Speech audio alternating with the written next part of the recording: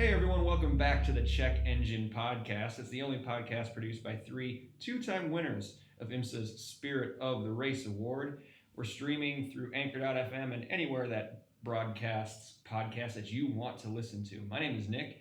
I've got my two co-hosts here, Andrew and Tristan. Guys, I was really fired up about last episode. I thought we did a really good job. I think we have something to live up to there. Like we've got some shoes to fill. That actually was really good. I enjoyed it too, even on the listen back. And I've had people actually approach me and say, "Hey, I found new stuff to listen to." I'm like, "Nice."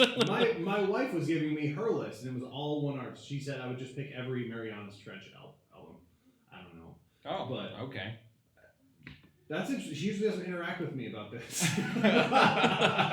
Yeah, and Jessica was like, "Oh man, Andrew just totally blindsided me with Cake." I love that is a great album. Yeah. I actually did go through and listen to, I didn't get to anyone else's albums because of Because you're selfish? No, because of podcasts. Oh. But there are a couple of podcasts I listen to that are like 2 or 3 hours in playing. Oh, got it. Because, my drive is so long. But anyways, right. I just didn't get a chance to go to next. And I don't know if I want to actually start over and like listen to the whole road trip playlist as we kind of laid it out just by going around. Mm-hmm. That might be interesting, I think. Yeah, that could be fun. And I will actually build the playlist on Spotify, probably on Apple as well, for anyone who's interested. But it wasn't even just the content part of it for me. Like the content was good, but like we sounded loose. The jokes came easy. The banter back and forth was good. Like that was a really good episode. So It's been a good week. Let's try to do it again. The bar was raised. Oh no, not that. So how are we gonna top it, Andrew? What are we talking about tonight? Well, tonight is interesting. On the Twitter world and everywhere else where anyone talks about cars, we always talk about the best, right? The best of a year, the best of all time. Even we've done it. Most iconic car. We have. Yeah, we've done that. But I think it was about a week ago, Drive Tribe was asking about the most iconic car of the 2000s. And one of the cars they put forward was the Porsche Carrera GT. Okay. And I thought, that's wrong. And I thought that we could do it better. And I thought that we could actually identify iconic cars for every decade that we care about. Or could even take a stab at judging. Right. Yeah. If you pick something like the 1910s Model T? Yeah, Model A, Is Model T, does whatever it was. Does it start? Fine, that one. Is it a horseless carriage? Yeah. The car? Yeah. Okay. No. So we thought that we could put together a list of cars that are the most iconic car of a decade, starting in post-war, starting in 1950. So we're looking for the car that is most emblematic of motoring in that decade. So that could really mean a bunch of different things, but whether it's performance, technology, looks, style, appeal, the legend of the car itself, that's all useful information, but we're just going to pick one for each decade. Yeah, that was how I approached it was, what is the word that kept floating through my head here is, here's your, $1 million word for the day, quintessential. Spell it. I don't want to. I don't think that doesn't count. The word a day calendar. It's quintessential. QUINTESSENTIAL, Nicholas. Boom. I didn't want to, but you made me. I don't have an explosion sound. You have the applause, don't you? I do have applause. Hey, thank you. Thank you, Jonathan. Thank you. Well done. I love that guy at the back. Oh,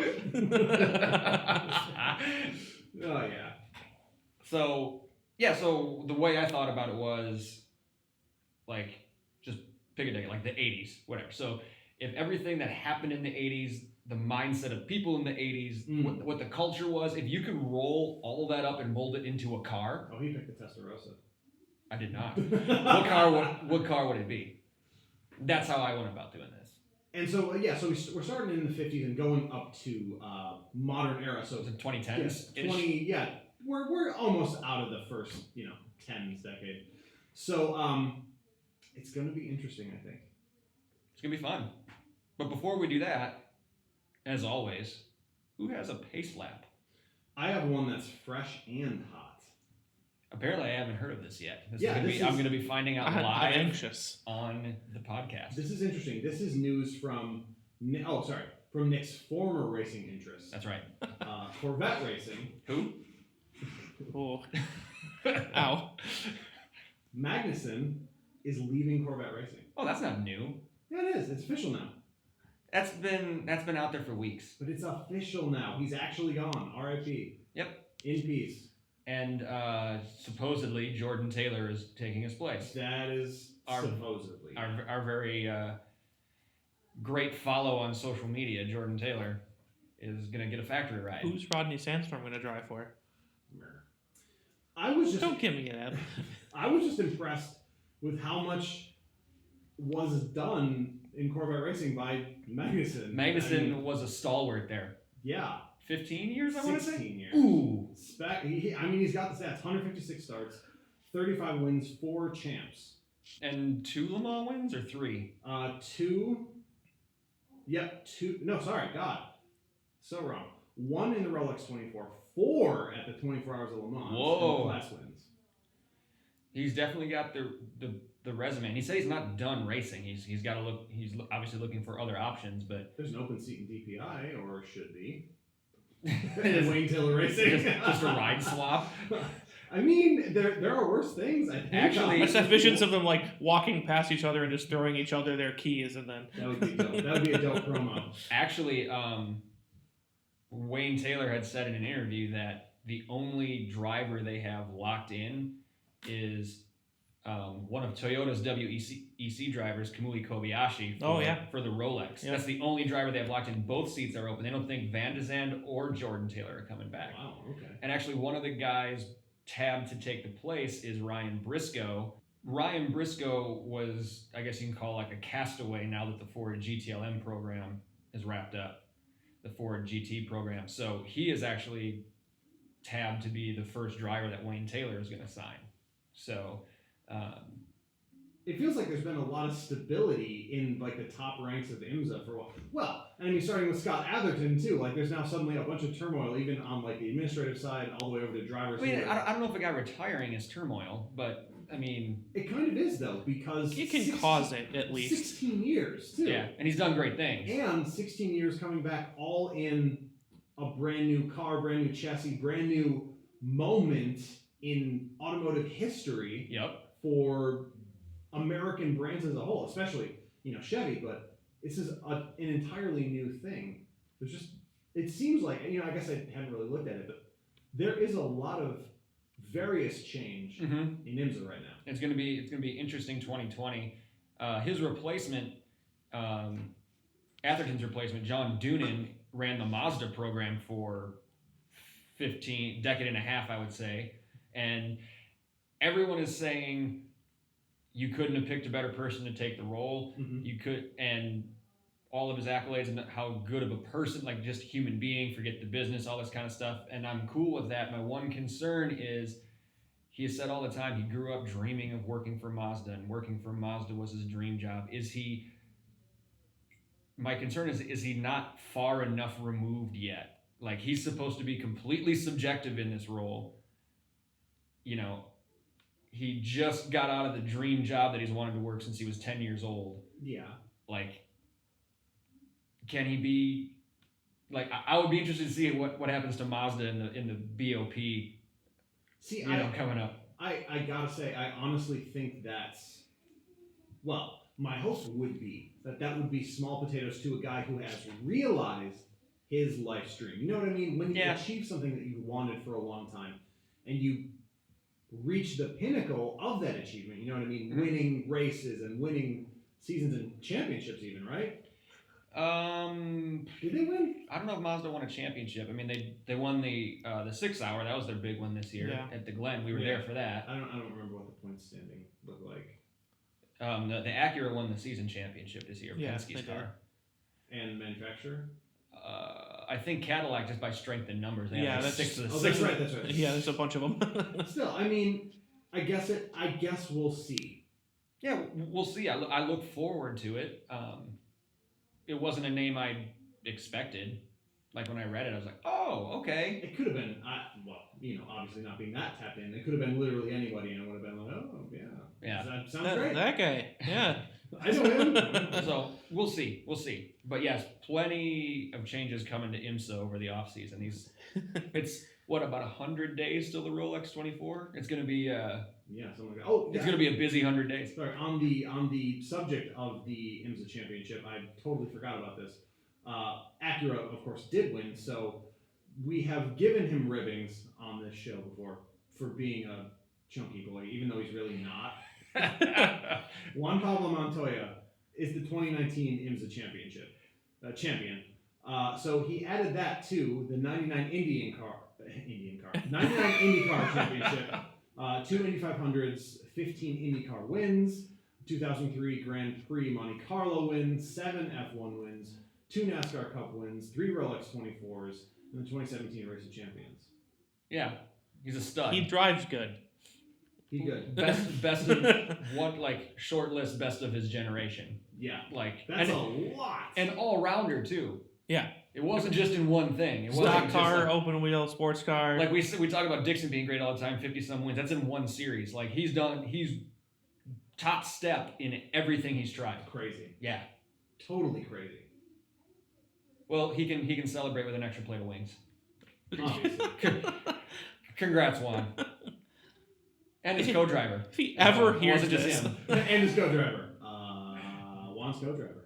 Dane Cameron. Dane Cameron. Shout out to Dane Cameron. It's funny, if he ever hears this. Who was a multi-time IMSA champ now. Juan Pablo Montoya. You just called him a chunky boy. He's not, though. No, not really. He's not, though. Tony Stewart is. Yeah. Juan Yes. Pablo Montoya is not. No. He's not some beanpole Taylor brother. Yeah, No, he's yeah, not. exactly. But dude can drive. Yes. We'll say that much. Hell yes. Yeah, Juan, if somehow you hear this, come on the show, man. Eat wings with us. Yeah, that's not going to happen. And give us some driving tips. I have one totally unrelated pace lap that's been bothering me. Okay. Oh, I'm ready. So I was driving to work the other day. Do you guys know the like internet adage Poe's law? Yes. Heard of it. Not too familiar with the definition, but I've heard it. The basic thing is the more ridiculously parodic something is, the harder it is to tell. I can't talk tonight. The harder it is to tell whether or not it's authentic. Okay. So basically, it comes from a guy saying, you can make no statement about creationism that's so parodic it couldn't be taken as authentic. So basically, the more ridiculous, the harder it is to tell. Okay. So I have this license plate. I was driving behind this car, Okay. and the license plate was this: 360-SPN. That's really strong in the Poe's Law area to me. 360 spin? Or was it random? Oh, that's a good one. I know. I don't know. I've thought about that every day since I saw it. So, just one What tiny. kind of car was it? Honda Civic. New? New-ish, like the last gen. Okay. One tiny pace lap. Speaking of license plates, it reminded me of this. There was a Honda Accord V6 with the license plate 6-speed man. 6SPDMAN. I mean, a new one? Yeah, Okay, well, that makes sense. Actually good. but not his. Oh, right, because that's a V6. So I'm like driving up next to him, and I'm like, Maybe he didn't have a chance to renew yet? yeah, maybe it was because it was funny because Or he's trying to call himself a superhero? he was coming up to the stoplight, and then like we take off, and I've got the standard. Unless you're gonna absolutely flog your car, manual cars don't progress smoothly off of the line in 1st and second necessarily, especially mine. And he just kind of wafts away, and I'm like, okay, either this guy is great, or that's not a 6-speed car. Right. And I like when I saw that, I was like, then I was curious, so I went and looked and kind of leaned my head over, trying to see the center console, like, can I see it from here? And yeah, it's an automatic, and I'm like, I mean, I guess we could assume that maybe he's become a family man that's upgraded from his old SI to the Accord V6. maybe? Yes. Maybe. Or maybe that was the car or the plate that used to be on his Miata. if that came in 6 speeds. Mm. Previous ones, older Yeah. ones. Yeah. I don't even know. But yeah, it was just there's definitely sentimental value to license plates. Like I've got a coworker who still has. She managed to score REX for her WRX, Yeah. just Rex. Wow. That's it. And she still has it, even though it's on a 3 Series now. So it's Look at the growth. yeah. So it's just, it's not that like I'm not making fun of him, but I'm like, I have to know. I have to know if I'm just being schooled this badly in driving a manual transmission because I'm like, here we go, and like just wafts away. Speaking of growth, have either of you seen the Hyundai Grappler concept? Is that the Veloster? The Off-road off-road Veloster. Yeah. And this deeply distressing paint hack job that they've done. If you zoom in on this picture, this is not good work. They clearly photoshopped in. Really? Yes, it's so heinous. For a press release? Yes. Well, I mean, it's just like, if there was such a thing as an off-road Veloster, this may be what it looks like. Oh. I cannot stand to look at it because it distresses me so much. Yeah, it looks like something that a kid did in like 8th grade computer lab. It's a hatchet job. It's really Yeah, bad. like grappler, the side emblem for grappler, and Ugh. and on the crash bar in the front. Oh, Yeah. that's the worst one. Although I would like we'll have to post this. So Although I people would can like see a it, Hyundai unless with- you did already. with rock sliders on it. That'd be fun. That I love the concept. They will never put this into production. No. But I support the dream. But Hyundai, you have enough money to pay some freaking YouTuber for a better shop than this. Either that or just hire someone better in your graphic arts department. It doesn't have to be this way. That's pretty bad. Paint. Microsoft Paint. Microsoft Paint. That's responsible for Definitely. this. The freehand tool. Yeah. I think this might have been made in Mario Paint. Anyways, let's get going. Let's get into it. So we're going decade by decade, starting in the 50s to today. So everybody should bring 7 cars. Mm-hmm. And we are going to pick the quintessential, to use Tristan's term, car of each decade. I'm assuming there's going to be some overlap. I would think so. Yeah, there's some. What was the hardest decade for you to pick? The last decade, so the first decade of the 2000s. Really? Yes. 90s were also kind of hard because it's hard to know, like, we are in the era now where we're making a decision about the true car legacy of the 90s. What's the classics and what's not? And kind of going beyond that, we're now far enough away from it to say what worked and what didn't, what truly has a legacy and what was kind of flash in the pan. Right, and I, especially when you go decade by decade, I don't think I was afraid to pick cars that they were quintessential for that decade, and we might now be fully able to admit that they were garbage. Yes. But it was the essence of that decade in one way or another. So Sure. Mine, I didn't choose almost anything nice a lot of times. So we'll get there, but it's just just what's most that decade. Yeah, So, I'm interested. For me, it was the 60s. What? There was a lot of really, really good cars in the 60s. There were a lot of cars that have a lot of emotional baggage attached to them. There were very few really good cars in the 60s. There was a lot of classic, iconic cars that came out of the 60s. I thought that one was super easy, honestly. I didn't even consider any other car than the one I picked. Didn't even think about it. Should be interesting to see what you pick. yeah, me neither actually. 70s are hard for me. Because it was all trash. Because it was Yeah, garbage. Yeah, it was all garbage. There wasn't a whole lot going on in the 70s. It was all like this hangover from the 60s trying to cram its way into the oil crisis, and it was just not great. Yeah, So, anyways, let's enough talk about it. Let's get to do it. We're gonna start as far back as we can. We're gonna start with the 50s and work our way up. Yeah, I'll kick it off. Kick it off. Right away. Go. I mean, I thought a lot about what other people would have told me to pick out of the 50s, and I have a guess at what Nick might have picked. I think we all do.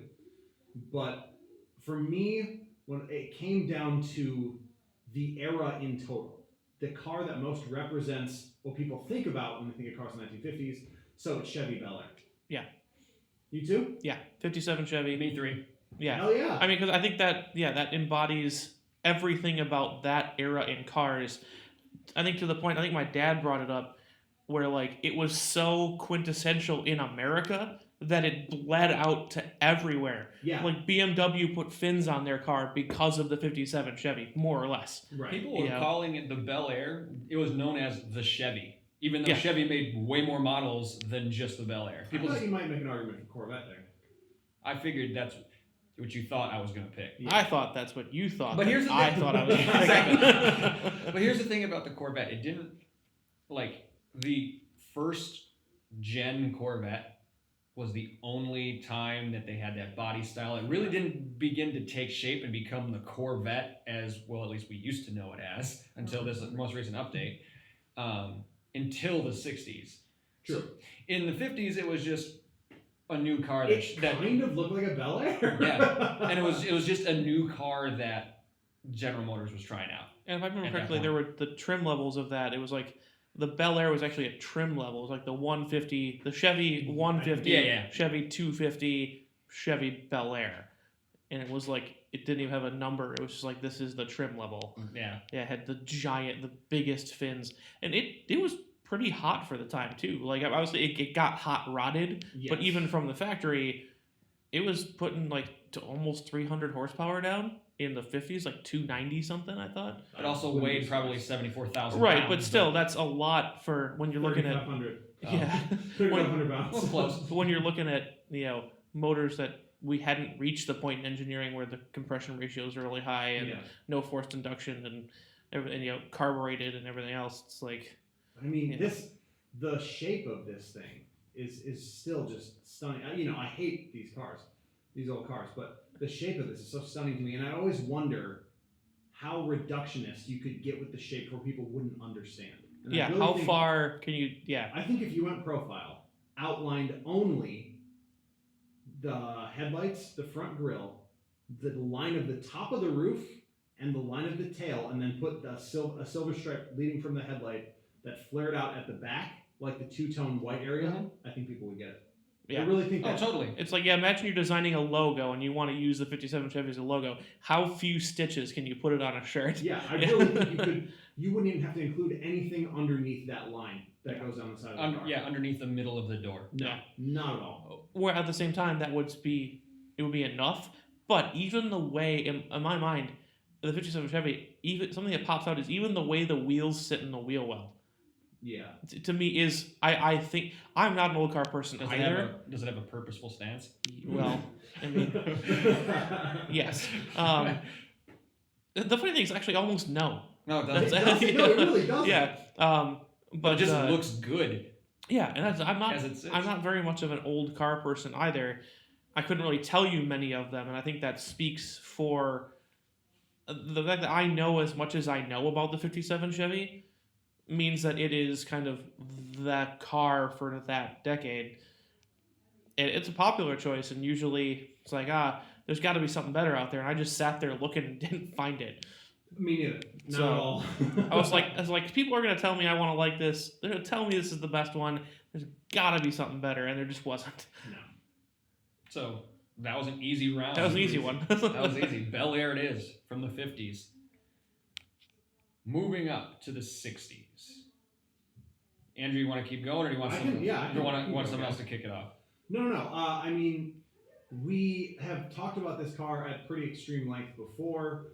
I think it's the obvious choice out of the 60s. I won't rehash everything we said about it in our most iconic car of all time episode. I believe this is the number 2 finisher, the Mustang. 64 and a half Mustang. That was my number 2 pick for the 60s. You got something that beat that. Yeah. I do as well, I believe. Yeah, well, and that's why I said the 60s is so hard, because there's so many like heavyweight cars in the world of cardom. So you had the, dumb. you had the Mustang, the E-Type was in the 60s. You had, I mean, there's just loads of them. But when you think of what the 60s were, it was counterculture. It was sex, drugs, rock and roll. It was hippies. It was the Beatles. And where does that all roll up to? I think it's pretty obvious. It's the Beatle. I was headed down a very similar track, and I rolled up to the bus. I thought someone was going to do bus. But that falls into honorable mention status for me. Because when you talk about those things, it's like, okay, sure, you think of 60s, counterculture, hippies, but it's counterculture. By definition, that's not the prevailing culture at the time. Yes. So it's what people remember, but if you look at it from even within that decade, if you were a person in that decade, that was something a bunch of crazy people out in California were doing. Mm-hmm. It wasn't the prevailing culture in the country at the time. Okay. So I actually went with the 4th generation Chevrolet Impala. I can't even picture it. It's not overall tremendously unique. I think it looks good. I was actually surprised as I was scrolling through. But this classic 60s car, it's about 4 miles long. It has a trunk, as many of our parents will tell you can have a picnic inside of. Big greenhouse. But the biggest thing is that it has this like weird semi-fastback on it. I think it looks pretty good for what was just a family sedan. But again, I didn't pick the most exciting. I picked kind of like what was the summation of everything. So you could not get this car in anything other than a V8 unless you got the engine named the Turbo Thrift inline 6. And it came with everything from a 2-speed automatic to a 4-speed manual. Wow, okay. So power glide. Yeah. So just thinking about America at that time, it was, the height of technology was a 4-speed manual, or on the flip side, that 2-speed automatic, right, or 3-speed automatic. Oof, there you go. But interesting fact that I found while I was looking at it is that it has set a single model sales record never to have ever been beaten since. It sold over 1 million cars in 1 year. Okay. Which is just wow. It's just interesting to me. What year? I believe the first year it came out, 65. 65. So right in the heart of the 60s, mm-hmm. It sets a sales record of 1 million units moved, and that has not been beaten since, even with the increase in per household car ownership and everything else. I think it says a lot about how that particular car resonated with our country at the time. Now, I think, did it have as wide of an influence? Probably not, but I'm speaking from what I know, which is at least this country and a part of its history. Not being a European, I couldn't tell you which Citroen or whatever else was popular in the 60s. Right. But, so that was my pitch. We probably should have qualified. It's American culture. I was not looking just in America. Right. I wasn't either, but I feel like, especially directly post-war, that's that edge that we always say America squandered that lead. Sure. Right post-war, America was setting the tone in automobile production. Mm-hmm. And so that's, especially early on, I'm heavy in the American cars early on. Yeah, and it is the culture that we're also most familiar with. So there's regional bias. Yeah, totally. You get what you pay for, and you didn't pay anything in this podcast. So you get nothing. All right. So what we have here is basically the numbers with the Impala, the remembrance of the cultural impact of the Beetle, and the, frankly, American bias of the Mustang is basically what it comes down to. Right. Because the legacy of the Beetle, as we've already talked about, not to go through all this again, far outstretches the total reach of the legacy of the Mustang. Right. But that means it's also less centered in the 60s. It's less uniquely 60s and more, most iconic car ever. Yeah, absolutely. It's good. It is spread across at least 3 of those generations. So I don't know. But that's when it came to prominence. That's when it was That is absolutely true. I mean, that's when people think, like when people think of the 1960s, they don't think of an Impala. They may think of a Mustang. I'm sure a lot of them do. But here's the thing: what you got to remember is it's not that they stopped making the Beetle a little while ago. They just stopped last year. Right. So it's not. And they haven't stopped making the Mustang. But it's so. But it's not that. Yes, that is correct. Two separate issues here. So it's not that Americans don't think of the 60s when they see a Beetle. It's just that everyone else in the world, not everywhere else, a lot of other places in the world, especially in more populous, impoverished countries, wouldn't think of the 60s when they see a Beetle. They would think, oh, that's a brand new car. Oh, that's Mike's new car. Yes. Yeah. You know? Yeah. So, I mean, I think that's one argument. The second one would be, what did you say about the Mustang? Yes, they do still make the Mustang. Even when people talk about the Mustang, they think of this one before they think of even when one. Ford thinks of the Mustang, they think of this one. They get such a boner for this one, the 64. Mm-hmm. Have you ever heard of a movie called Bullet? But no. It's your favorite movie. Yeah, it is my favorite movie. But again, this is the same exact argument we had about the Mustang in the iconic car. Yeah, and the Beetle too. So I think the solution, in all honesty, is I didn't know about the 1 million cars sold in a year. I do think that's oppressive for the Impala, so I will vote for the Impala. If for no other reason, then that has to be. It explains something to me. That has to be the reason why anyone would have bought an Impala from 1966. Yes, exactly. All the way up to 2019. You bought one, or you were given your parents, or you bought your parents in like 1975. Yes. You bought a 64 Impala because there were a zillion of them around. Uh-huh. And then 20 years later in the 90s or 30 years later in the early 2000s, you're like, I loved that car when I was a kid, and you bought one. So why can't you make that argument for the Beetle? You can. You can. So that was not why it was the choice for the 60s. It was a separate tangent as to why the relatively crummy most recent Impala, those ones are actually pretty good, weirdly enough. The police car Impalas were terrible, and so many people bought them, and we don't understand why. The Impala was bad for 30 years. Yeah. And people continued to buy it enough to buoy Chevy as a brand, which is insanity. Because that car was trash. So, I mean, that actually explains something to me. So I will vote for that car if for no other reason than it gave me clarity on something about car culture that I never understood. There was an opaque area around the Impala. Like, why does anyone even look at this? Right. And what I tried to do is, I know that we are in this time, but I tried to take all of my choices, kind of tried to be, if you were in this decade, or like just the one right after. Like in the 70s, what was the 60s car that everybody was was still talking about? And there were a million. I feel like it was the Impala, but that was. I think people will still talk about, and we're still thinking of the Beetle as the car of now, all the way through the 50s, the 60s, the 70s, forever, which makes it great and iconic and interesting, but not the most iconic of just this decade. And I'll get back to this, I promise, because I have another one that's like that, and I made the same decision as to why I didn't choose that one then either.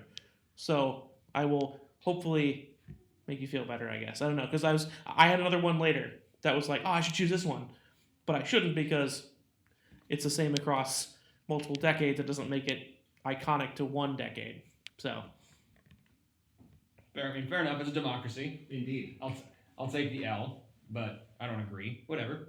You don't have to. That's what I'm saying. 70s. I was struggling in the 70s until I remembered something very critical. There was a small company called Toyota that introduced a car to America called the Corolla in the 60s. However, 66 that car came to America. By 1974, it was the best-selling car worldwide and has remained that ever since. Worldwide, yes. Worldwide, yes. Yes.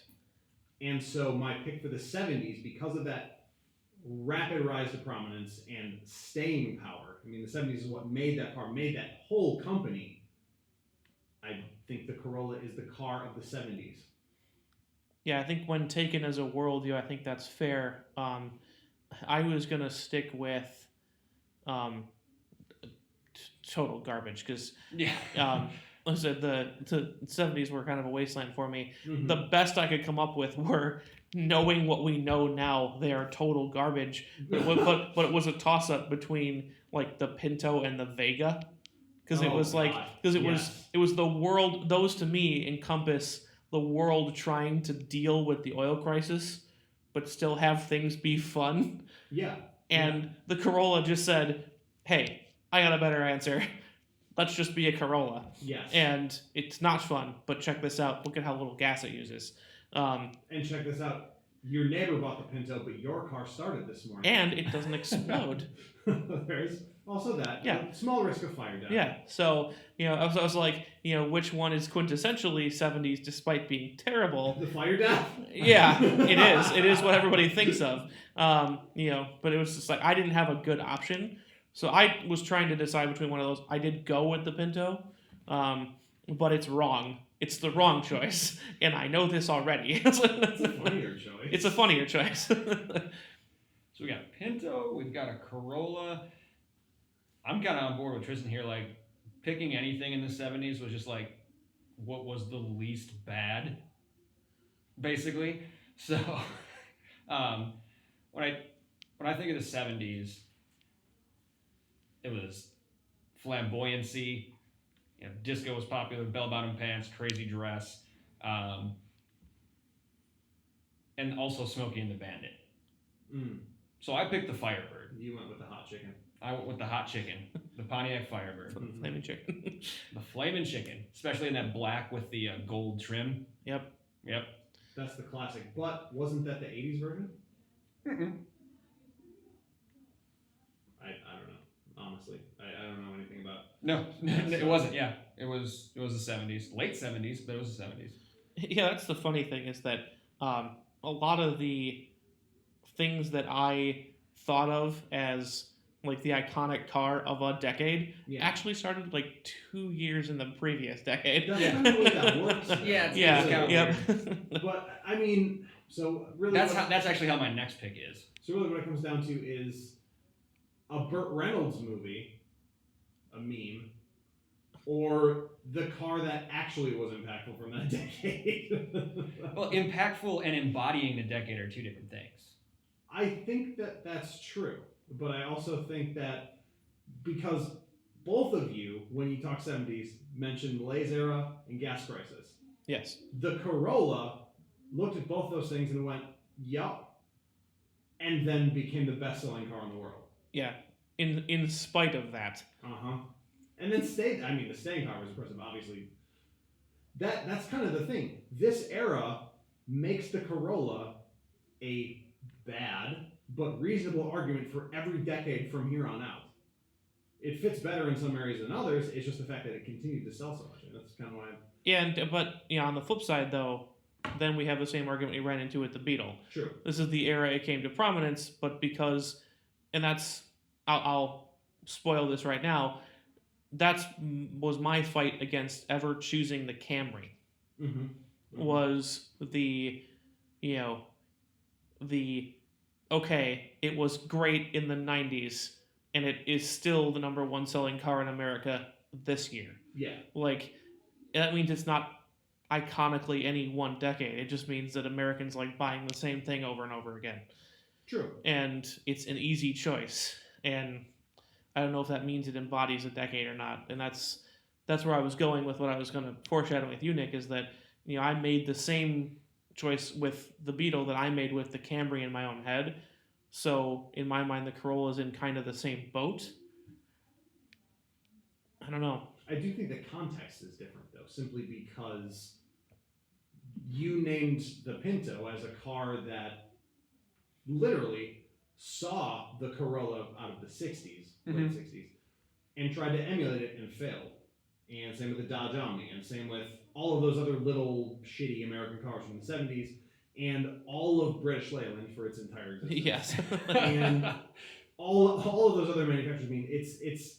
I think the context puts the Corolla ahead of even a car like the Beetle in its time, simply because it succeeded exactly where everyone else not only tried, but also just didn't work right. Which could be fair. That could be actually a point in the Corolla's favor, because it was that watershed moment in what car design and car aspirations were. It changed things, whereas the Beetle was kind of its own microcosm forever.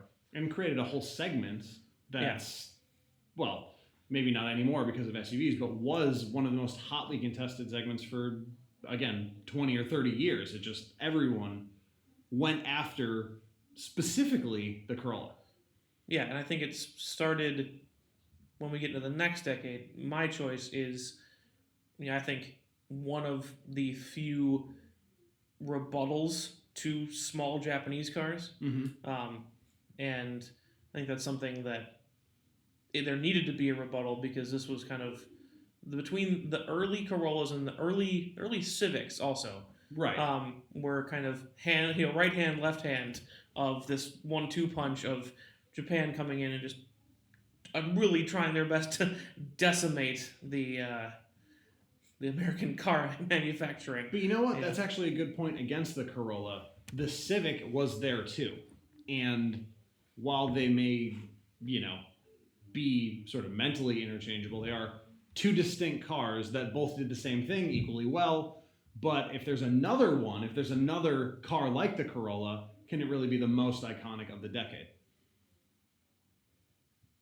I don't know. I think I just took a different approach to this, where like my whole thing was, if you were to ask someone, think of a car from the 70s, like the first thing that pops to your head. That's kind of how I went about making my decisions. So, I mean, your logic isn't wrong. Mm-hmm. Like, none of what you're saying is incorrect. I don't disagree with any of it. I'm just, from where I'm coming from, does it embody what the 70s were? I don't think so. I think it might embody. I think this is a very similar discussion to what we had with the Impala. I think it might have described what the 70s were, yes, and not what we think they were. It was the reality versus a Burt Reynolds meme. Burt Reynolds meme. Really what it comes down to. Right, I mean, in your case, versus the kind of what pop culture has brought forward from that decade. Mm-hmm. I think as we move into the 80s, I think we're going to see a lot more of that from my pick also. Like, everybody's going to say, well, it's any car that's driven by someone who did a ton of cocaine. Yeah. I think that's the 80s car that pops to mind for a lot of people. But I went a different way with it. I think that the 70s is very similar. I think we think of the oil crisis, and a lot of what we try to think of are either American cars that were crushed because of it, and they pop right to mind. Yes. Or things that were trying to fly in the face of the oil crisis, like the Firebird, and to a certain extent succeeded. That is true. Despite all of that, they succeeded and they stuck out because of the environment they were in. But what people, this is when that weird shift happened where, every third house in a neighborhood suddenly had a Japanese car in the driveway. Mm-hmm. And then every other house in the neighborhood had a Japanese car in the driveway. And that was the reality, I think, for a lot of people at that time. And again, that's from the research that I had done. I couldn't find the right car to fulfill that, but I was looking from the other way. All the cars I was reading about were, and this was the American auto industry's attempt to fight the influx of small Japanese cars, Mm-hmm. And I never found out which Japanese cars those were because, I don't know if it was region bias or the fact that I'm not a huge fan of those cars. I just didn't care. But I think that's something that it was a change, and it was a big one, and it's one we're still feeling today. Versus the Beetle was something that the world at large never stopped feeling from the 1950s even the 40s in some cases, 1950s for sure, all the way to a year ago. You know, and it didn't really shake the automobile industry from top to bottom like Japanese cars did. And you have the deciding vote, Tristan. I know. He's talking himself. It sounds like he's Into talking his himself own vote. into Corollas. Is what it sounds like. Yeah, I'm trying to find any problems, and I think I got to go with the Corolla. Nailed it. Fair enough. On to the 80s. This is actually Cocaine. This is actually the first time I genuinely struggled, simply because you're really spoiled for choice. Whether you want to go with good cars, important cars, or cocaine cars, they're all pretty much the same.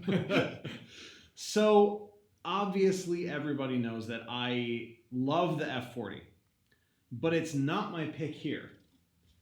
My pick for the 80s is the Hope it's as Porsche. far away as mine. Is the Porsche 959. Okay, yeah, it's not. Because as much as I love the F40 and prefer it in my heart and Do you know how fast it didn't go? hotly in my loins, as much as I prefer it over the 959, when you look at the reality of what wasn't yet the true supercar, but would shortly become the true supercar in the 90s, Right. the 959 did it better. The F40 was the first car 200, and it was just a shell with an engine inside of it. Yeah. It wasn't like a... No. It wasn't. It wasn't. Whatever you're going to say, it wasn't that. Yeah.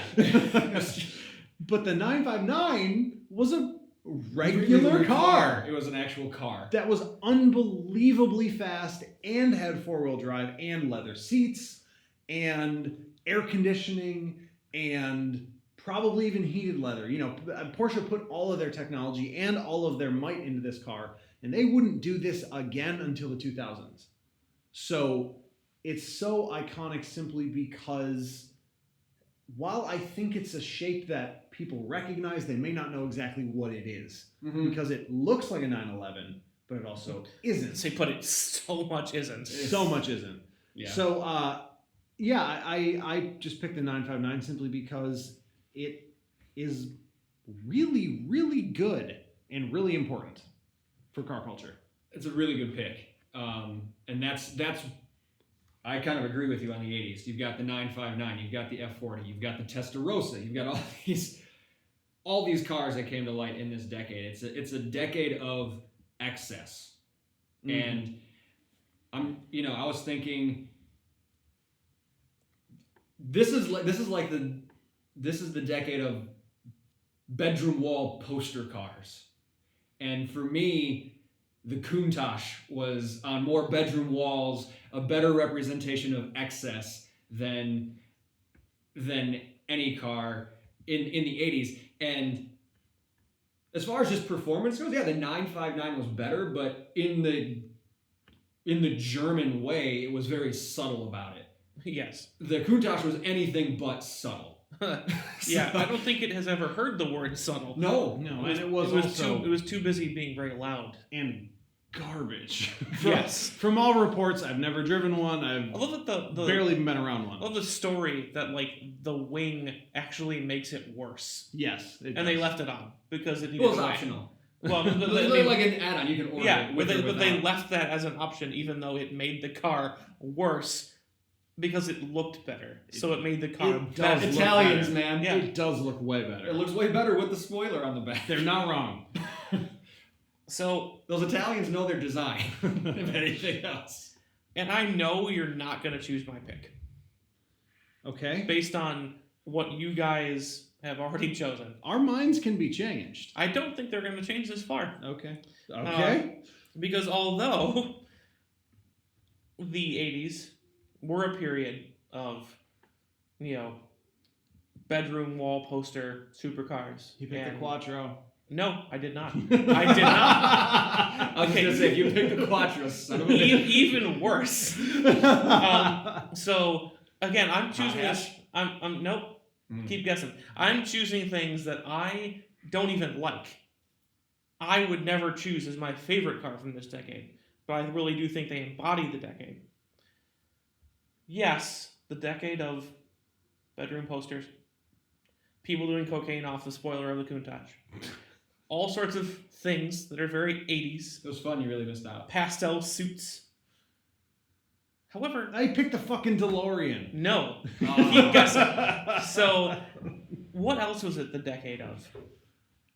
What started in the 1980s? My life. Yes, CNN, mall culture. Pac-Man. Okay, sure, mall culture. So is And- it a car that's going to show up in a mall? I mean, it could be. Mostly, it would be one that showed up outside a mall. Minivan. Are you saying Yes. minivan? The Yeah. Dodge The Caravan. Dodge Caravan, Plymouth Voyager twins. Damn, dude. Damn, dude. Because again, I'm not saying these are great. I'm not saying these are my favorite cars. But it literally, the next thing to unseat the minivan was the crossover. Yes. It was the defining... Like 5 years ago, too. Yeah, the defining car. It was one of the first instances, aside from people out in rural counties driving their pickup trucks as daily drivers because they had to. It's one of the first examples of something that was both a trade vehicle and, mom took 18,000 kids to soccer with it. And it kind of embodies that,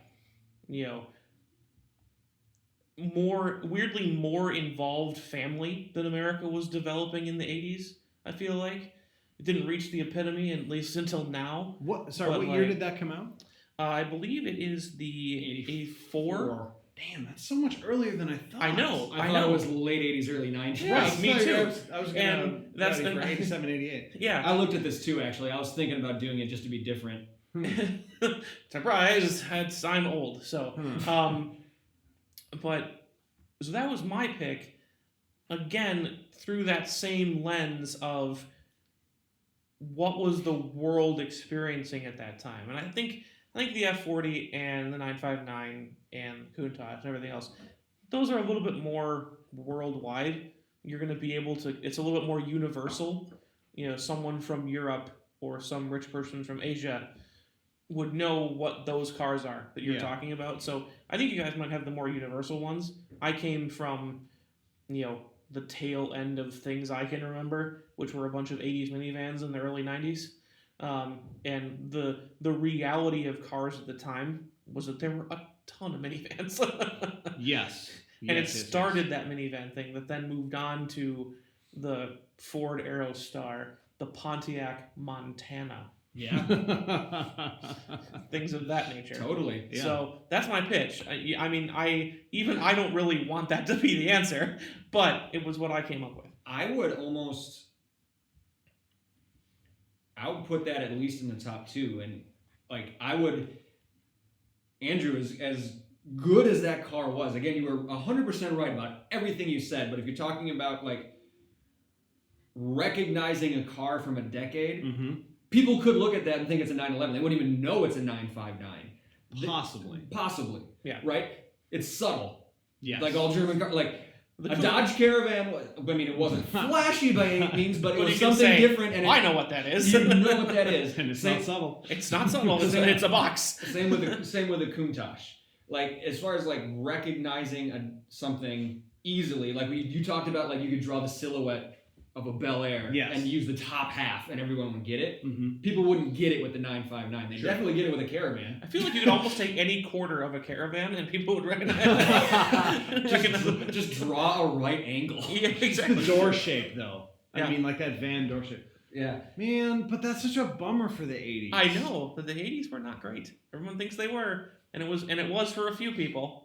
No, people. I really don't think I guess it people- was. It was not bad. I don't think they think it was great. I think they think it's funny. It's funny. I think it's funny, and the economy was okay. The what? The economy was okay. Oh, the economy was okay. Yeah. I thought you said something about commies. Yeah. I mean, the commies were okay. I mean, those two.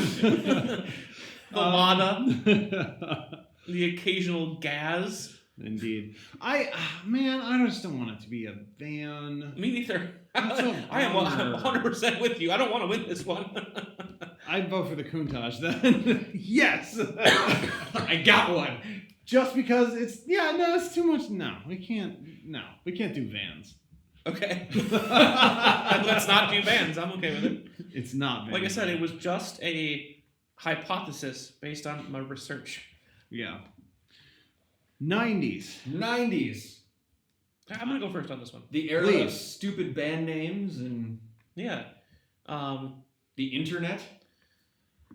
For me, in the 90s, it was actually the 4th generation Ford Taurus.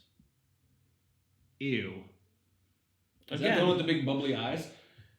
It Or is the one before that? one before that.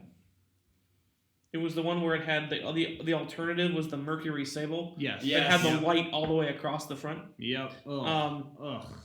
Ugh. Why? Ugh. Because it was, again, I don't choose things I like.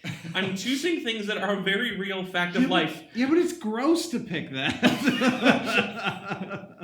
It was front, only offered in V6. Yes. Did come with a station wagon, and I have personal memories of sitting in a station wagon, one of those. And it actually did have the rear-facing seats, the station Yes, it wagon, did. It which- did. Totally cool. It was just that car that started to be modern. I feel like. What? Wait, he might be saying something. Continue. Yes. Say more. It was the first car that safety became important. Side curtain airbags introduced. The first car in the United States that had side curtain airbags. Okay. Things like that. What year did they introduce side curtain airbags in that car? It was when the second generation came out, so it was 95. Oh shit! I would have thought it would have been later. Okay. So, first with the side curtain airbags, it actually has a very solid motorsports background. No. Yes. It was the second generation SHO, and Multimatic that's where they got their big start. Was they ran one of these in One Lap of America. So In what? One Lap of America. Don't say it again. Explain it. It's a. Do they To do try- One Lap of it's- America? It's cross country. It's a road rally? Yeah. Okay, but did they do any real motorsports? Just had the body in NASCAR. Probably the that. body in NASCAR. All right. But then that's clear. Or was that the Thunderbird?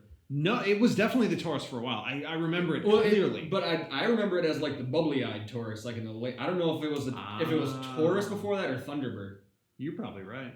but the drivetrain in the SHO was carried over from the first generation, but then had all the new stuff on it. It was just, this is where the Taurus, until unseated by my perennial non-choice, the Camry, this is where the Taurus started its reign as best-selling car in the United States. That is for true. A and very I long time. I didn't know that was a thing. Right? Yeah. People would really be buying those. Yeah, and they were mad when the Camry took over. I believe that. So, Well, buy more. Don't get mad. Just go Right. buy more Taurus. Yeah. Yeah. So again, not great, but emblematic of the 90s, especially the 90s in America. I wonder if I put this out, if I start putting like albums up on Facebook for episodes and start showing cars and don't caption them, like how easy would it be for people to pick up Tristan's? I think This one, it's really easy. But he's kind of weird though. So it's always that second guess thing, right? Because he picks weird stuff sometimes. Nick, you go next. For me, Please beat the Taurus. I think I would beat the Taurus with my pick. For me, when I think of the 90s, you had mentioned, in the 70s, the Corolla, and that's when Japanese cars started kind of infiltrating, if you will, and just ending up in household after household. I think the 90s was when they started bringing over the sporty stuff.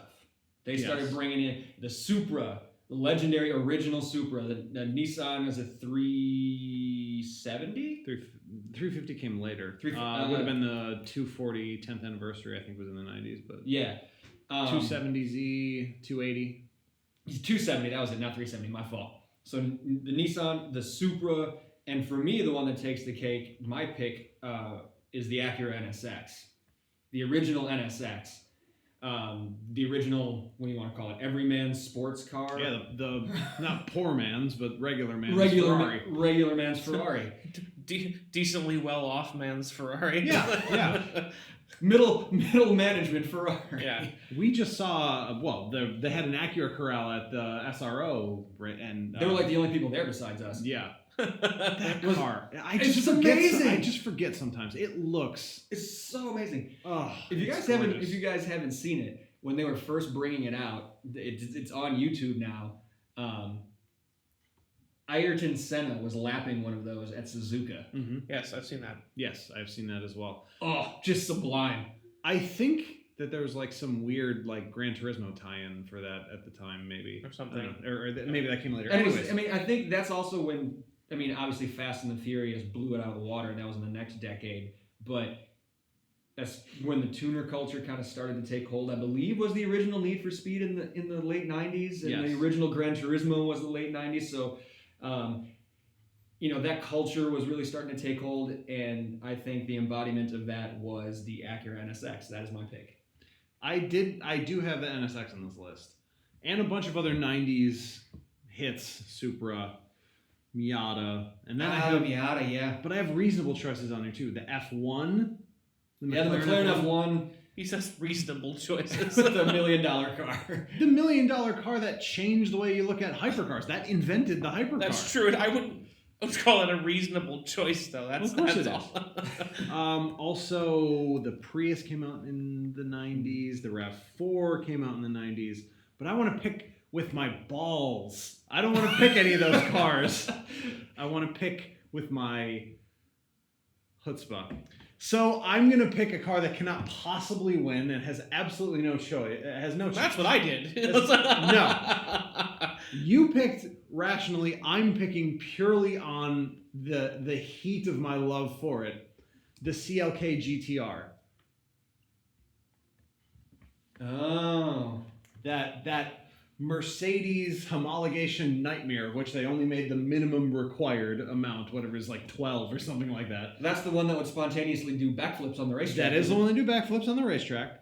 It was just a Mercedes face on a prototype body. Yep.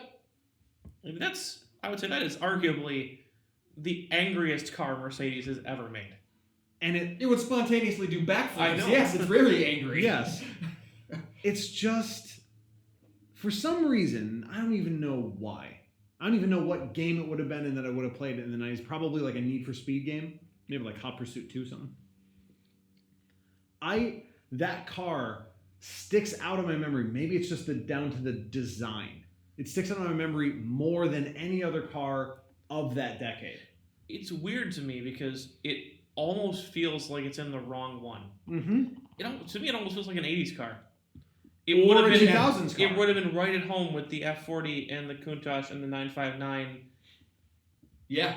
toe-to-toe with those, which But shows you how ahead those ones were. Also, maybe. but with moderate styling tweaks, say just a little bit different face, would you blink at that car in a lineup with like any Koenigsegg's? any McLaren? Or any McLaren? No, you really wouldn't. No. No, I think that's fair. Like I said, it has no chance of winning. I fully recognize that. I just want people to know that I'm cool. I'm cool. I'm not. They know. They know that too. Well, So, what do you vote? mine's not winning. Okay. So, And Tristan doesn't think his is, so that just kind of leaves the NSX. so we have Taurus and we have NSX. I think you picked the wrong Taurus. When did the 5th gen come out? Yeah, there was. When did that come out? Hold on.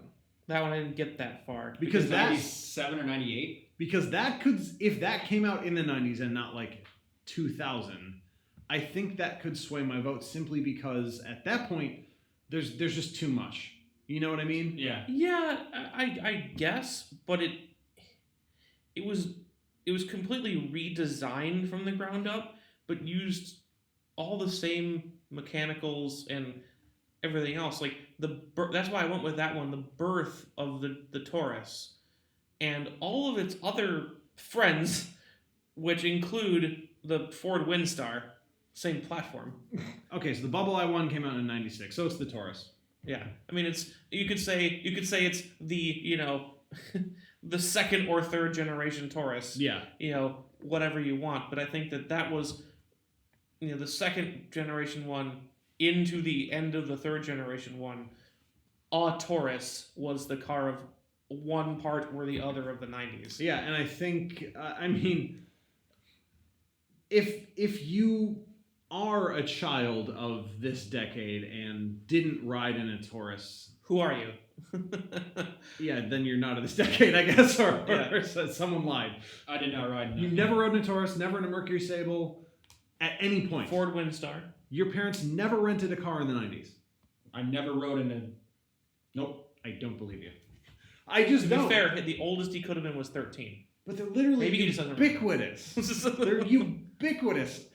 Even when you look at them now. I know the problem. His What? dad told him that if he got in a Oh. car with a blue oval on it, he'd burst into flames. That's probably And he what never Well, did it. I was in a GM family, and my best friend was an Audi VW family. And you never went anywhere. I didn't say I didn't see them. I said I didn't ride in them.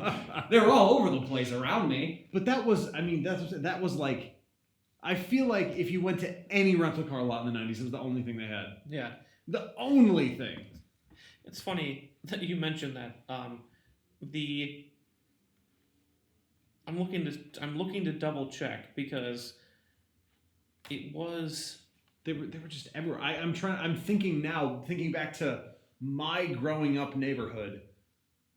Neighbors on both sides had Tauruses. Yep. Down the street. Yep. I mean, every color. A lot of the dark green. Remember they made like Oh, the dark tons green. of forest Tons of green. those. Yeah, tons of Forest those. green Tauruses all over the place. I think our neighbor had their. It was the wagon also called the Sable, which would have been the generation after. Yep. They had that until I swear like 3 years ago somehow. I don't even know how that's possible. But do you really never rode in a Taurus? I honestly don't remember. If I did, I have zero recollection. Oh, I don't think you would remember it necessarily. The only reason I remember is because they had the the suicide seats in the back. Yeah. That was dope. That's why I remember it. Did you find you looking Yeah, for see, it? I would remember Yeah, I did. riding in a It's, car with suicide seats. Because what I remember at the time I don't think was, it's and it turns out that it's entirely cosmetic and not mechanical in any way. But that I kept being told by my eyes and my dad that the Ford Mondeo that we rented when we were in England was just a Ford Taurus, and it was, and also entirely wasn't. If you look at the Mondeo and the Taurus of that time, the design language is identical, and the cars look the same and are built on an entirely different platform. Yeah. So I was, at the very least, that Taurus informed Ford's design language for the world at that time. Kind of like Ford Europe is now informing Ford's design language for everybody else now. Right. So- Well, I think it's probably because of the Mondeo. Anyways, it's the Taurus. Taurus wins. 2000s. I think there's only one pick. Turn of the millennium. Go for it. Veyron. Yeah. Yeah, because in my opinion, what we get into in the 2000s. Now, the only clarification I had was: are we considering, even though we're near the end of the 2010s, are we counting everything from the 2000 to now as one because we're not technically done with this decade yet? I split Or- it simply because we've had 9 years and we have It's- 2 months ago. Yeah, we're almost there. Yeah. Because I did as well, and I split it. because I have one for the next one. Yep. Right. But yeah, for me, this, much like the 70s, the early 2000s were difficult Mhm. because more of what you said for the 60s was spoiled for choice. Like Yes. there almost wasn't an iconic car because it was like everything. Yeah, okay. If they're all iconic, Everybody's driving Corollas and Camrys. Right. It was the real rise of the CUV crossover thing True. really took off in the early 2000s. But then you've got huge leaps in engineering. And yeah, that's the thing. It's kind of the decade. Like by 2007, basically any car you would go and buy is good. Yes. Yeah. Which is really the first time you could ever Who would say say that. that? Yeah. Yeah. There's no Yeah. objectively bad car Yeah. after No matter- mid 2000s. No matter what you go, even now, there are cars we hate, there are cars we like, whatever, features, brands, doesn't matter. If you go and buy a new car ever since 07, it's going to be good. They're fine. Yeah, you're All going of to them. go 100,000 miles easily. It's going Should. to mostly function for that entire time. It's going to be more or less of a repair bill, Yes. and that's about it. Yep. They all go 100 miles an hour, and most of them can survive a crash at 100 miles an hour. Right. Most. Exactly. Most. And your passenger will probably live too. Probably, yeah. But that is That's a great something. sales pitch. But that's something that could not be said until very recently, Yeah. and that's why it was difficult for me to choose the 2000s car, and it just ended up being the Ford Fusion. Yeah. So you went from the Taurus to the Fusion. Which is the same thing. It's the same car. Yes. And that's why I was just like, nope, I like yours. Because I didn't want to bring mine up. Because I thought it was kind of a turning point for design in American cars. Yes. It's the European shift, basically. Yeah. And I think that you see that a lot with then following suit cars from Chevy. That's when you start to get the first good-looking Malibus and a bunch of other stuff. And Yep. I think that shift from Ford was what grabbed the American car companies by the nose and said, you got to go this way. Because they sold 10 million of those redesigned Fusions and then never bothered to update it. Whatever. Yeah, We're which talking about that again, again. that's what you think about in the 2010s. Yes. Is that they didn't update the 2000s ones. Never bothered. So, yeah. Right. So the Veyron was my honorable mention, but I went a different direction here. I'm okay with the Veyron winning, by the way. Mm-hmm. So, but in the 2000s, yes, the CUVs really started to take off, but the SUV was already there. Yeah. The SUV was the thing, the Explorer, the Excursion, the Tahoe, the Suburban, the Blazer, the Trailblazer, the Jimmy. Like everybody had SUVs that were okay. I mean, the Excursion, the Escalade were pretty They were luxurious. huge. They're huge. Yeah. And they're, comfort and luxury, plush leather, all that kind of stuff. But Porsche entered the fray Mm-hmm. with the Cayenne. And they went out and said, not only are we going to get in the SUV game, but we're going to make an SUV that is luxurious, also performs, Mm-hmm. is fun, it's subtle, 959 was different. But Porsche, Porsche with the Cayenne led that charge. Now, every luxury or performance brand outside of Ferrari who's close to getting one has their own SUV, and Porsche led that charge. But the first generation Cayenne is as subtle as getting stabbed with a dirty fork. It's not that subtle. While being screamed at. Yeah, it's really not that subtle at all. They didn't Compared tone to a Veyron? They didn't tone it down until like the third generation. There's nothing about the Veyron that ever was even Intended to be subtle. It never even leaned at looking subtle. No. Like a Countach. Like it is. Yeah. Yeah. So my pick was the Porsche Cayenne. Because of SUV culture, and they went out and they made one that is not just there. It's something besides that. It's luxurious and it's powerful and it can handle, it can do all of those other things. I'll actually put another one out on the table simply because you mentioned it and I considered it and then no one brought it up. I was counting on someone else to bring it up, so I didn't bother. But you mentioned the Escalade, and I think that has to be brought into this conversation as well, if only because it's an interesting example of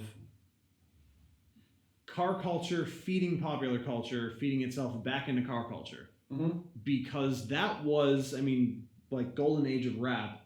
You couldn't hear a song without the word Escalade in it. No one wouldn't see a music video. You couldn't see anything without an Escalade in it. And as much as no one likes to talk about this, I'm going to do it. You cannot get a white suburban housewife to like anything in a rap video except an Escalade. True.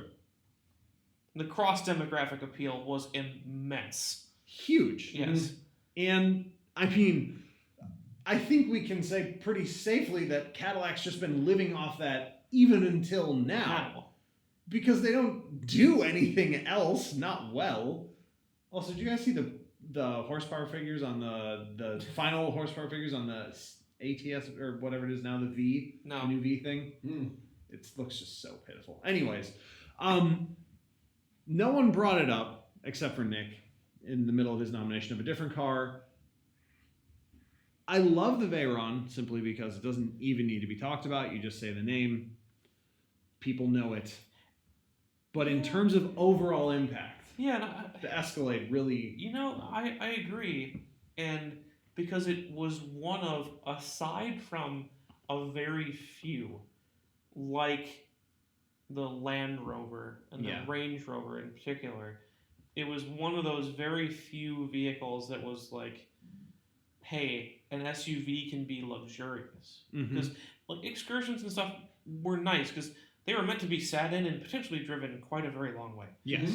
So they were comfortable, they were nice, but it was not like wood grain, cooled and heated leather seats, chrome accents everywhere. So many chrome accents. Like I'm just picturing that grill. Yeah, the monolith. Yeah. Yeah. And I think that it was maybe, I would have to look at the order of operations here, but I think it might have even been the Escalade proving that luxury SUVs were appealing, that Porsche said, we make luxury sports cars.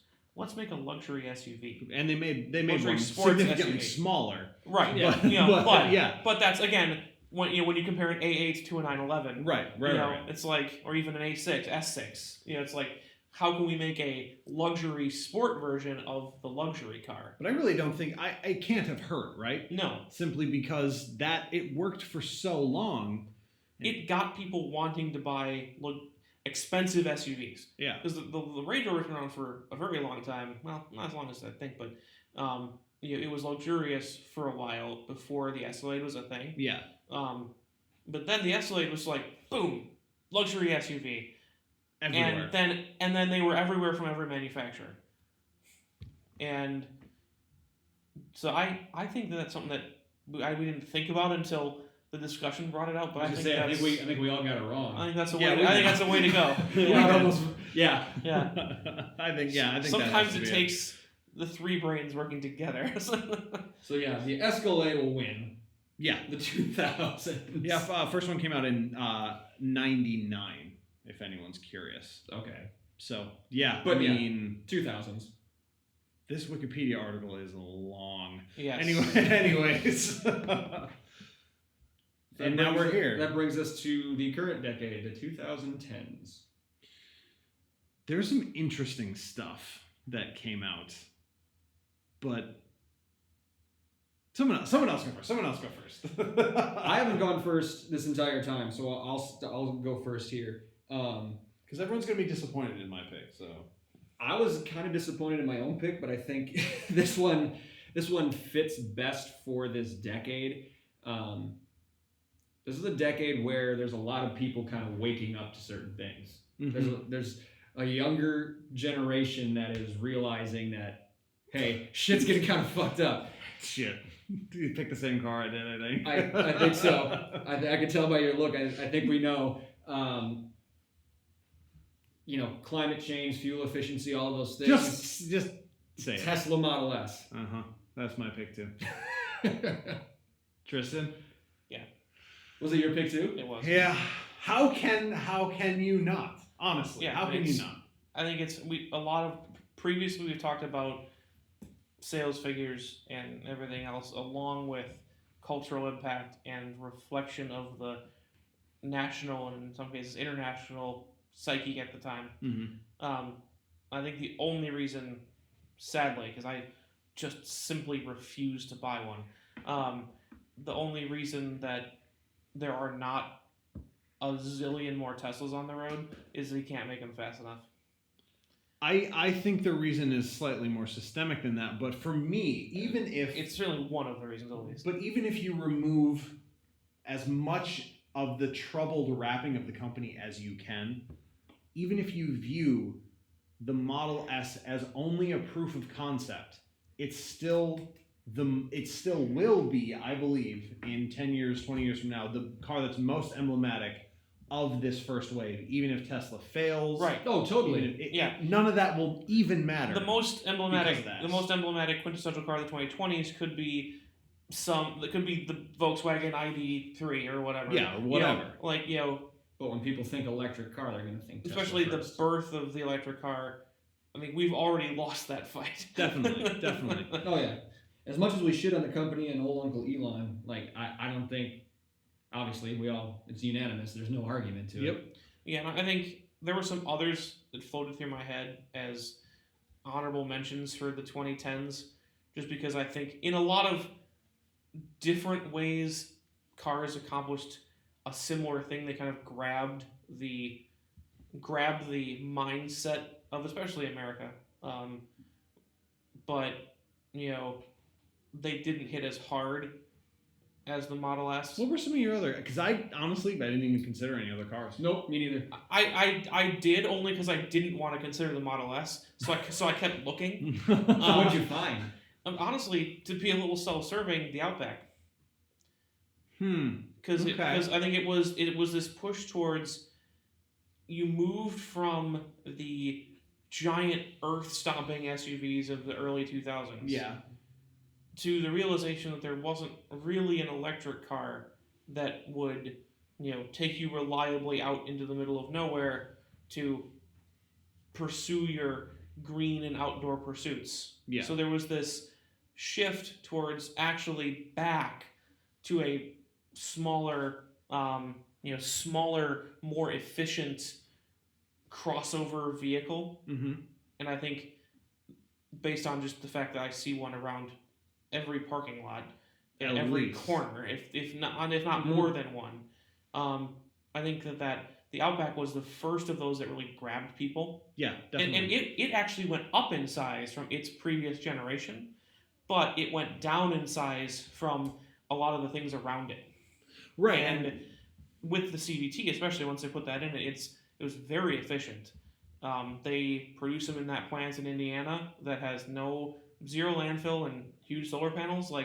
If you're going to be making an internal combustion engine car strictly, not a hybrid, not an electric car, that's about all the technology and thoughtfulness you can cram into one of those cars. Yeah. And still have it be just a regular gas car with a lot of capability, and people latched onto that kind of cuddlier side of Subaru. And well, and I mean, it is the benchmark and the trendsetter as well. I mentioned it in the article I wrote about the Toyota Venza. Yeah, it's chased after, lost to Toyota, the company, mass produced and all the hubbub because they had the Prius at the time too, so they were the green company, right? Yeah. And then Toyota came back the next year with the redesigned Outback, which was the CVT, which was smaller, and just blew Toyota out of the water in that class so badly they haven't even been back. Yeah. So that was something I thought, it's honorable mention, it's not what I'm choosing, but that was something I thought about.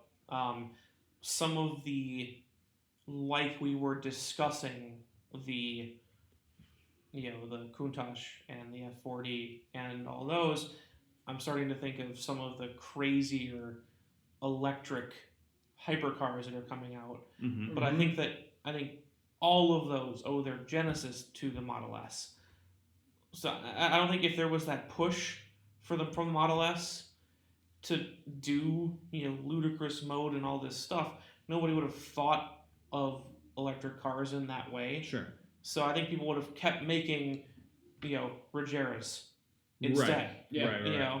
Right. So I was like, she's got to go back. What does it all boil down to? Still the Model S. Yep.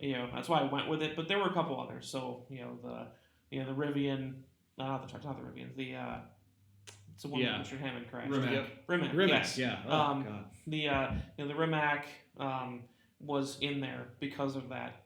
All sorts of stuff like that floated through my mind, but it all boiled back to the Model S. Yeah. Yep. It was the Model S. I was looking for any glimmer of hope, simply because it's really fun to be mean about the Model S simply because you think of the impact that car has already had, just like Tristan talked about, and I think we obviously can all realize that no matter what else happens, that is going to be the car that's held up as the start of something completely original, even only, like I said, as a proof of concept. Yeah. And yet, it's so troubled by a benightedly pig-headed CEO who cannot get out take of his own dick out of his own ass for 5 seconds just to do some business for once. Imagine what that company would be like in the hands of someone more connected to the realms of reality. Yeah, Just imagine that. Yeah, and you fight because there's always butterfly effect. Like if it was someone different, would it have been able to accomplish what it accomplished despite his abrasiveness? Did that in some way make it happen? And I don't know. Right. And I'm not saying yes or no to that. Like I think it always gets compared to Apple, and I really do think Apple without Steve Jobs is gone. I think Tesla without Elon Musk is different. It's not but gone. I don't know if it's gone, and I don't know if it might very well could be better. I think it would be better, but I don't know. There's definitely a point, right? Yeah. Because the only other car that I considered, I actually considered it for the previous decade because it was 2008 when the Tesla Roadster came out. Yeah.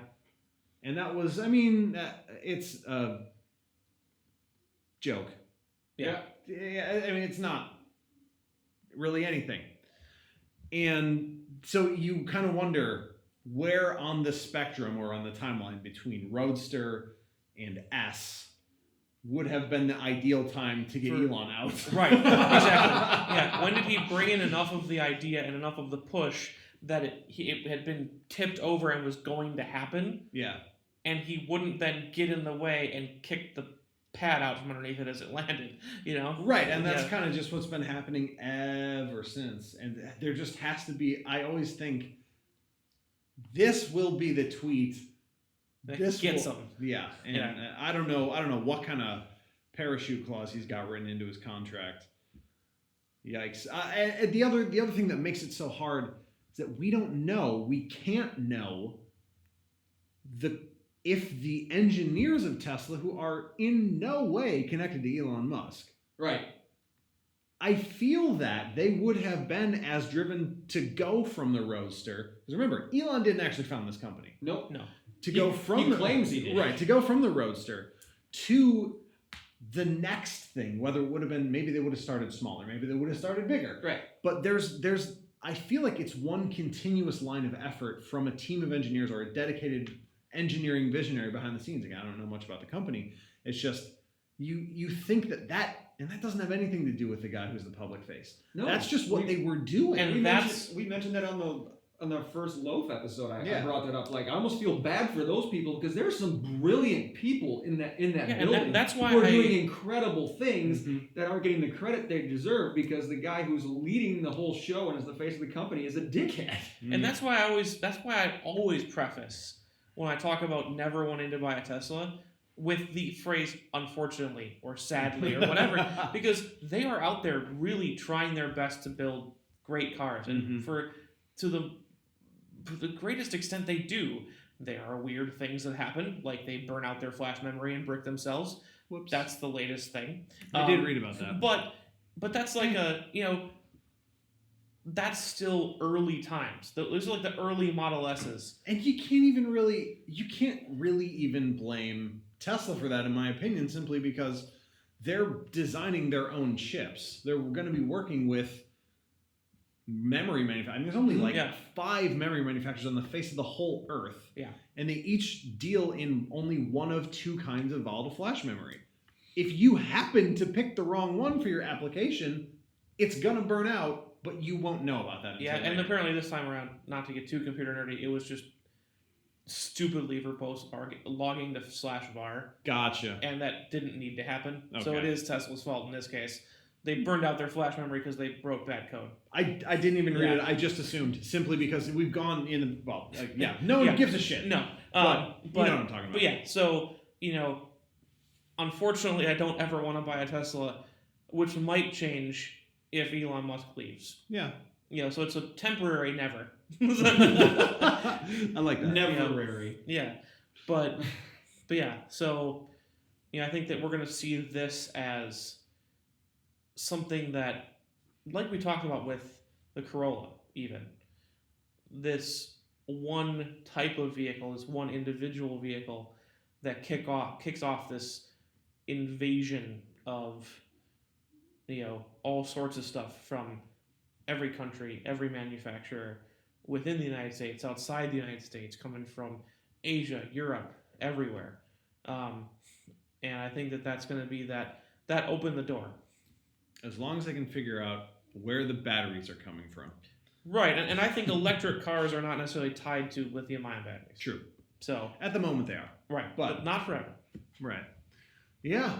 That's it. What better way to end it than on a unanimous vote? Yeah, I like that. I like that. That's the way to wrap it up. Open and close. I said we Open- started on a unanimous vote with the 57 Chevy. We- so. Pro's pro at this point. Totally. We had a little intrigue with some debate in the middle, but in reality, yeah, we're on the same wavelength. Open, close, same stuff. Yep. Let's get on out of here. Who are we thanking before we leave? I'd just like to thank Elon. No, just kidding. Oh my God. Please stop. Find me something to throw. There's stuff all around you. Hit him with his own cup. Man, who do I want to thank this week? I just want to thank the people at the place I work now. I mean, it's so great to have people who give a shit about who you are as a person. It's so nice to have that in a workplace. And I've never really, it's not that I haven't had that ever. It's just been so long And so rare. and so Yeah. rare. I believe I made the same thanking a few episodes back. Yeah. About, Mm-hmm. letting me have a life. Thank you, work. Yeah. So I can get behind that. Thank you, Nick. I'm actually going to substitute a thank you with an awareness PSA. You can't see me right now. My two co-hosts can. I'm proudly sporting the pink ribbon for breast cancer awareness here in the month of October in support of my mom, who is a recent survivor, and anyone else who's been afflicted and survived or is still battling it. Just go get checked. Go have your regular checkups. The reason why my mom came out of it as well as she did is because they caught it early. It was a routine checkup. They saw something that was a little out of the ordinary and they looked into it and they got right on top of it. They didn't find out too late. So folks, don't take for granted those routine checkups. And know your history. And know your history, know your family's And history. as part of that, know your history. It is for everyone. Yeah, true story. We think about women during Breast Cancer Month, and obviously the most impacted, men also die of breast cancer. But it's not just breast cancer, it's So- any type of cancer. Yeah. It should be just cancer awareness, really. Yep. But Everybody gets their own month. Yeah, Yeah. there's mad Yeah. other cancer awareness months. Yeah. So, everybody, this is real. It impacts almost every family I've ever met. Mm-hmm. So, Yep. Yeah. So, shout out to everyone who is fighting it. Stay strong. You got it. You'll get through. Mm-hmm. And again, just don't take those routine checkups for granted. Just go do it. You never know what they're gonna find. I don't mean to scare you, but it's better to catch it early. And I know from experience. So I'd like to make my thank you and add on to Nick. So many of the people I know have survived for two reasons: their own grit, their own determination, their own willingness to get this taken care of. And on the flip side, a simple army of people who support them, everybody from their families to the tireless efforts of medical professionals, everything from oncologists to the nurses that give you your chemo to the nurses that take care of you after surgery. I think that we have a lot of anger at the U.S. medical system right now, but know that the medical professionals in it, the doctors, the nurses, the PAs, they are there to make you better. And Some of them may succeed, some of them may not succeed, but know that they're there for you. And between your fight, your willingness to go get things checked out, and their willingness to try to help you, things can work out. Mm-hmm. There you have it. That just about does it for us this week. Thank you for sticking with us all the way through. But we don't want you just to listen, okay? We want to hear from you. We still need questions for our listener question episode. I'm waiting. We're all still waiting. So you can start doing that by reaching out through our website, checkenginepodcast.com. We have an email inbox there, creatively titled inbox@checkenginepodcast.com. The website can also link you to our socials. We have Facebook at Check Engine Podcast. Andrew, we're on Twitter. Where? We are at Check Engine Pod, and you can see me getting flamed for making fun of a local news station. I missed that one. I gotta check on you. There's some retweet I saw of like some news station that was like, oh, this local family found their basement had 4 inches of blood in it, and then a local their sewer backed up, and there was a slaughterhouse nearby, so there was some blood in it, but their basement was mostly filled with shit that had some blood in it. Which of those two is worse to you? Is it the poop, or is it a little bit of cow blood? I mean, honestly, it's the poop. Yes, so much the poop. But as a local news station, what's going to get the headline and the clicks? Yeah, no, I don't totally know, get it. I poop or totally get blood? it. I don't know, poop. Yeah. For me, Definitely. blood on Halloween, get original. That's a really good point. Fuck you, news station. Anyway, you don't need to go to Twitter now because you just heard the beef. That's right, that was the whole thing. The beef. No. Cow blood. I know. Anyway, Tristan, we're on Instagram, aren't we? Yeah, it's somewhere. Check Engine Pod. Don't do it again. I know, I was trying to scare him. If you're really into what we're doing, folks, we do have ways you can reach out and support us financially. We thank you a million times in advance. You can go right to our homepage at anchor.fm/checkenginepodcast and click the support button. Or we also have a Patreon page, patreon.com/checkenginepodcast. If you don't want to give us cash, we're okay with that. But please at least either A, subscribe, or B, give us a review. Both are very important when it comes to podcast searches and all the algorithms. It doesn't cost you anything. You just know when we're coming out with new stuff. You just get notified. So it doesn't really hurt anybody. It helps us. We appreciate it. Thank you so much. Even if we suck, you are all awesome. So we cannot wait to talk to you again. Until next time, take care.